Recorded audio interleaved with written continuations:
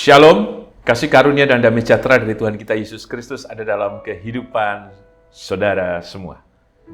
Kita berjumpa kembali dalam renungan mingguan hari ini Rabu, 10 September 2025. Renungan didasarkan dari Injil Lukas 18, ayat 18 sampai dengan 27. Sebelum kita merenungkan kebenaran sabdanya, mari kita menyatukan hati di dalam doa. Bapa yang penuh kasih, kami ucap syukur untuk rahmat, kuasa, berkat, dan pengharapan yang Engkau hadirkan ya Tuhan di dalam seluruh kehidupan kami. Kami benar-benar merasakan bagaimana Engkau menampakkan diri dengan jamahan kuasa-Mu yang bekerja di dalam kehidupan kami. Sehingga kami dikuatkan, disegarkan, dan dibangkitkan. Terima kasih ya Tuhan. Maka kuasa-Mu itulah yang hari ini kami yakini hadir melalui kebenaran sabda-Mu yang hendak kami renungkan bersama. Berfirmanlah ya Tuhan Yesus, kami siap mendengar dan melakukan kebenaran-Mu. Kami percaya Engkau hadir ya Roh Kudus ya Tuhan Yesus. Dan mohon ampun ya Tuhan Yesus atas setiap dosa dan pelanggaran yang kami lakukan. Hanya dalam nama dan kuasa-Mu ya Tuhan Yesus, Sang Sumber kehidupan dan kebenaran, kami naikkan doa ini dengan bersyukur dan percaya. Amin. Lukas 18 ayat 18 sampai dengan 27. Demikian sabda Tuhan. Orang kaya sukar masuk kerajaan Allah. Ada seorang pemimpin bertanya kepada Yesus, katanya, "Guru yang baik, apa yang harus aku perbuat untuk memperoleh hidup yang kekal?" Jawab Yesus, "Mengapa kau katakan, 'Aku baik'? Tak seorang pun yang baik selain daripada Allah saja. Engkau tentu mengetahui segala perintah Allah. Jangan berzinah, jangan membunuh, jangan mencuri, jangan mengucapkan saksi dusta, hormatilah ayahmu dan ibumu." Kata orang itu, "Semuanya itu telah kuturuti sejak masa mudaku."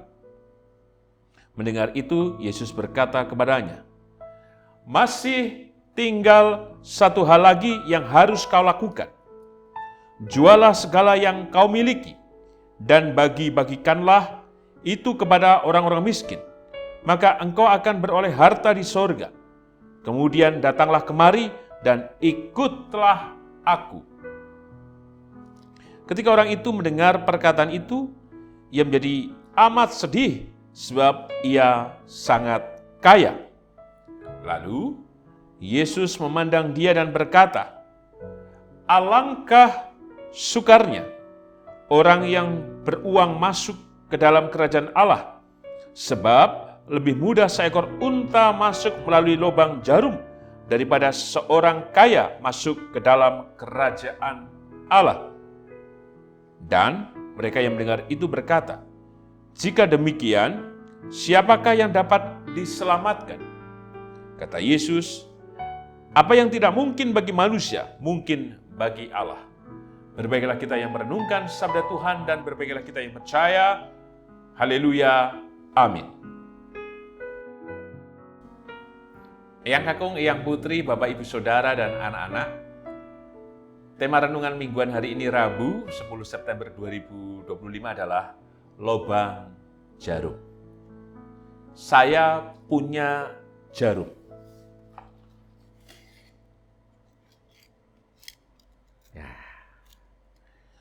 Jarumnya banyak. Dan tentu dari kita sudah pernah memegang jarum. Saya akan buka dulu jarumnya. Ya. Jika melihat lubang jarum, cilik mentik, cilik banget, bahkan cilik banget. Lalu, kalau kemudian memasukkan benangnya juga harus pelan-pelan. Pakai apa biasanya? Maaf ya, pakai iler, pakai air ludah, dimasukkan begitu. Lah karena usia kita semakin bertambah, tentu tidak gampang memasukkan benang di dalam lubang jarum. Karena ini jarumnya dan kecil dan lubangnya juga kecil. Kemudian ada alat bantu namanya mata nenek.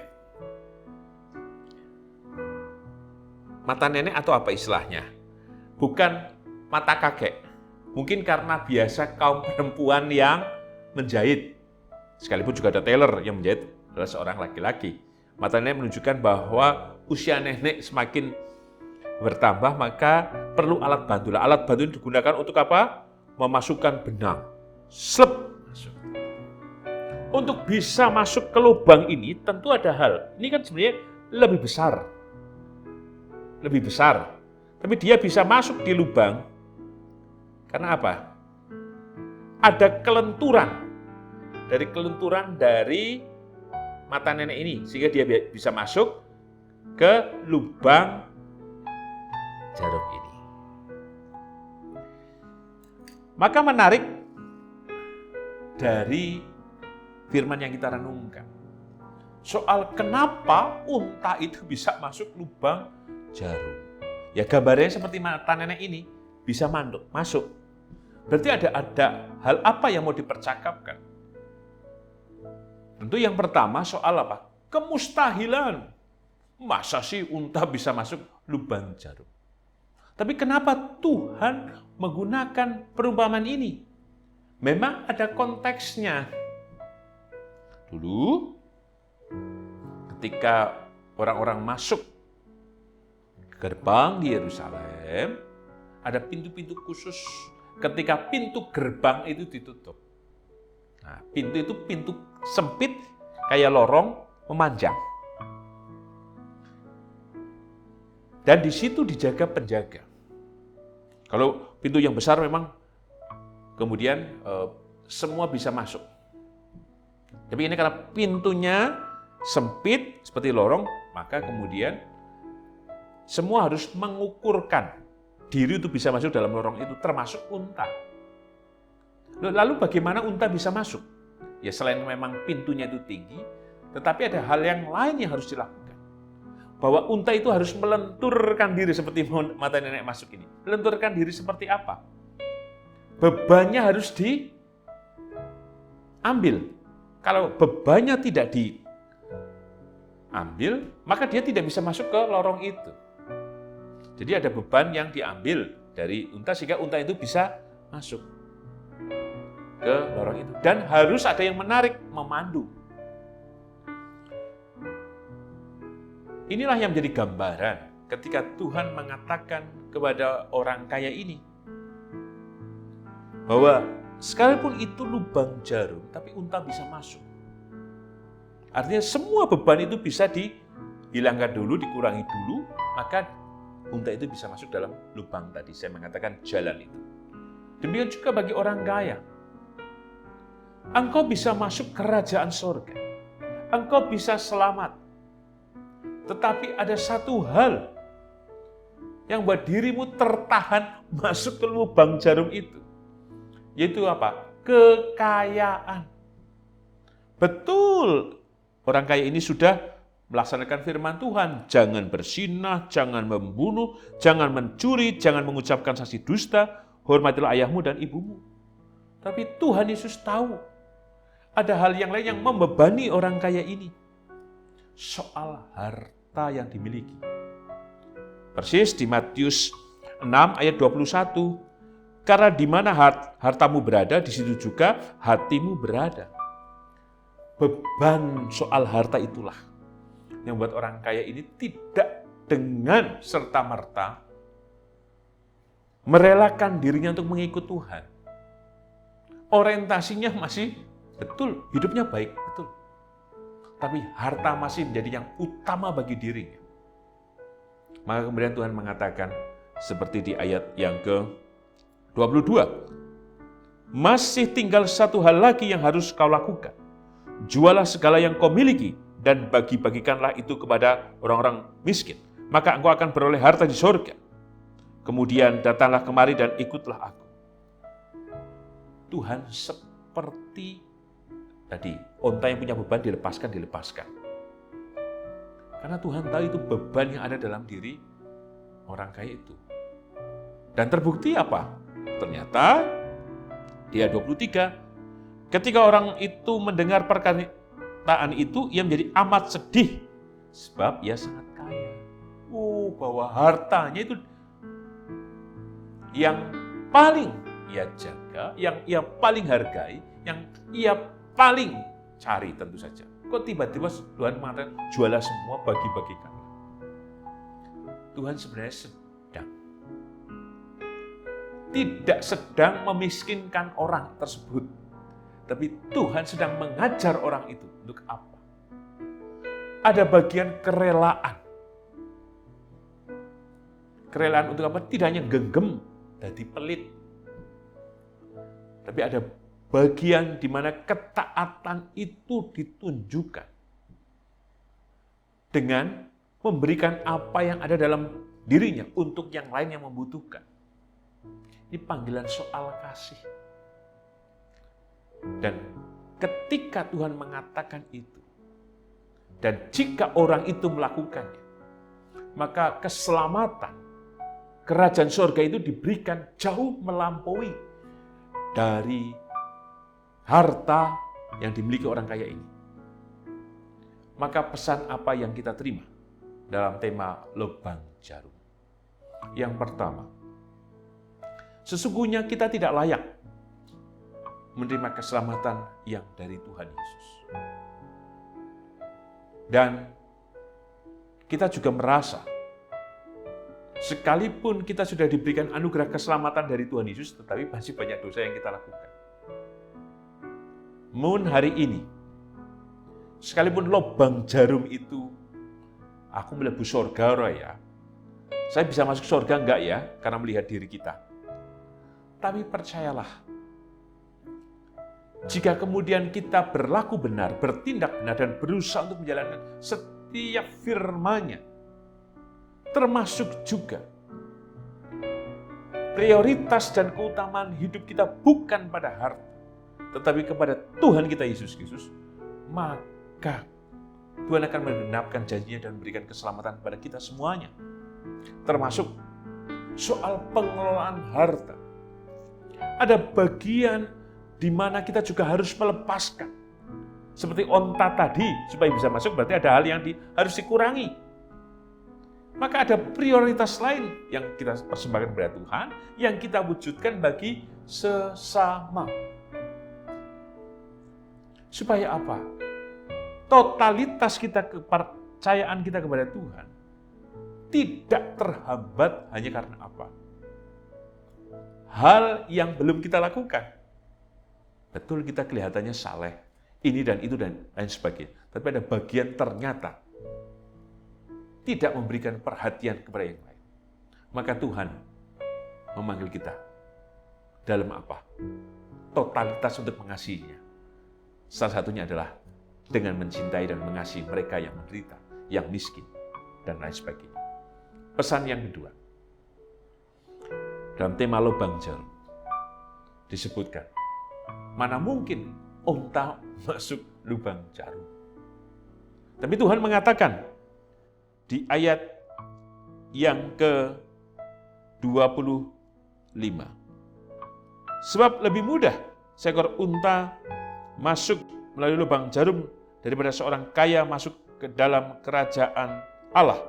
Kemudian di ayat yang ke-27, apa yang tidak mungkin bagi manusia, mungkin bagi Allah. Persis dikatakan oleh malaikat Tuhan kepada Maria, tiada yang mustahil bagi Tuhan.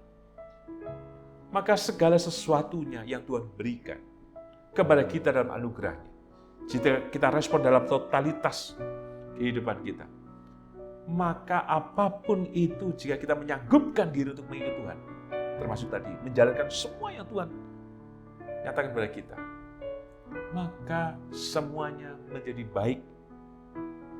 Kalau orang kayak ini menjalankan apa yang dilakukan oleh Tuhan, sekalipun ia sedih tapi melakukannya, maka ia bisa masuk juga dalam lubang jarum ini. termasuk dalam kehidupan kita. Sebenarnya hanya kita terancam, waduh sepertinya aku masuk dalam lubang jarum ini, yang sempit, yang tidak bisa kemudian kita masuk di dalamnya, dan lain sebagainya, oleh karena persoalan hidup, oleh tekanan hidup, oleh karena berbagai hal yang kita gumuli. Tapi percayalah, jika dalam totalitas kehidupan kita mau berserah kepada Tuhan, percaya kepada Tuhan, maka Tuhan yang menyanggupkan kita untuk masuk dalam lubang jarum kehidupan ini, dan Dialah yang menuntun kita menyusuri lorong kehidupan ini dengan keselamatannya yang Ia anugerahkan kepada kita. Tuhan memberkati. Amin. Mari kita menyatukan hati di dalam doa. Bapa yang penuh kasih, kami ucap syukur untuk setiap kebaikan, kemurahan, dan pertolongan-Mu yang senantiasa Kau nyatakan kepada kami. Khususnya Engkau menyatakan berkat-Mu melalui firman yang telah kami renungkan bersama. Bahwa segala sesuatunya kami harus mengikut-Mu Tuhan dalam totalitas kehidupan kami. Maka ketika kami penuh secara total mengikut-Mu Tuhan, maka kebenaran-Mu yang berbicara atas kami. Tiada yang mustahil yang Kau nyatakan kepada kami. Sekalipun itu adalah lubang jarum, dalam situasi yang kepepet, yang sulit, yang terhimpit, tetap keselamatan-Mu lah yang menarik, yang mengundang, menguatkan kami untuk melewati setiap kehidupan kami itu, Tuhan. Maka mampukan kami untuk berserah, percaya dalam keadaan apapun yang kami tanggung. Kami percaya Tuhan, kebenaran firman-Mu adalah kuasa dan pengharapan untuk kami. Terima kasih Tuhan. Karena Engkau Tuhan senantiasa menyatakan kuasa dan pengharapan. Maka kami percaya Engkau memberkati setiap kehidupan hamba-hamba-Mu, khususnya Ibu Ami Birowo, anak Amoresia, Ibu Sri Utami Suprapto, Ibu Margono, Bapak Sulistianto Biaki, Bapak Cahyo Muntadi, Ibu Indira Puspasari, Bapak Warsito Utomo, Ibu Endang Joko Triyono, Ibu Ana Rosalia, Bapak Edwin Krusma Yulianto, Bapak Pendeta Emeritus Dwedi Nugroho, Ibu Ernita Nesip Nasution, Ibu Pratiwi Hadi Wahyono, anak Nasya Alana, demikian juga Saudara Gilbert, Ibu Susilowati, Ibu Frida. Kami yakin Tuhan tangan kasih-Mu yang memulihkan, menyembuhkan, menguatkan oleh karya dan mujizat-Mu itu Tuhan Yesus, kami percaya. Berkati juga seluruh kehidupan Ibu Tugira Sariman, Ibu Rusmiati Suharti, Bapak Priyono, Ibu Murjangkong, Ibu Endang Karno, Ibu Kun Mariatin Subarti, Bapak Saharun, Bapak Barti Binyamin, Ibu Sadi Budi Santoso, Bapak Christian Dauribu, Bapak Elias Sariman, Bapak dan Ibu Sunarto Saputro, Ibu Marti Utomo, Ibu Yatmiartini Rusdi, Ibu Sri Suwarsi Rahayu. Kami percaya Tuhan, kasih dan kemurahan-Mu juga memberkati setiap kehidupan hamba-Mu, menolong, menguatkan, memberikan kesegaran, dan berkatilah seluruh keluarga yang mendampingi, hanya kekuatan, kasih, dan cinta-Mu yang memberkati, memberikan ketabahan dan kesabaran. Berkat-Mu juga hadir atas kehidupan kami Tuhan. Kami yakin Engkau mendengar dari setiap seruan dan permohonan kami, di tengah-tengah berbagai pengharapan, keadaan di mana kami sedang bergumul bergulat dalam berbagai rupa kehidupan yang harus kami tempuh. Kami akan memberkati rumah tangga kami, memberkati kehidupan pasangan hidup kami, memberkati orang tua kami, memberkati anak-anak kami, cucu kami, memberkati juga Tuhan pekerjaan, rumah tangga, bahkan Engkau yang mendengar dari setiap permohonan kami untuk anak-anak kami Tuhan, khususnya mereka yang masih mencari pekerjaan, pasangan hidup, dan juga merindukan kehadiran anak. Kami percaya Tuhan kuasa dan kasih-Mu memberkati kami semuanya. Berkati setiap kehidupan anak dan cucu kami, dalam pekerjaan, dalam rumah tangga, dalam studi mereka, dan hal apapun yang dilakukan oleh anak cucu kami, berkatilah ya Tuhan Yesus, tolonglah. Kami yakin berkat-Mu juga hadir atas kehidupan Gereja GKJ Sari Mulyo, dan Engkau Tuhan juga hadir dalam bangsa dan negara kami Indonesia. Terima kasih Tuhan, Engkau telah memulihkan negara kami Indonesia. Hanya dalam nama dan kuasa-Mu ya Tuhan Yesus, Sang Sumber kehidupan dan keselamatan, kami naikkan doa ini dengan berserah, bersyukur, dan percaya. Amin. Tuhan Yesus memberkati Yang Kakung, Yang Putri, Bapak Ibu Saudara, dan anak-anak, kini dan selamanya. Amin.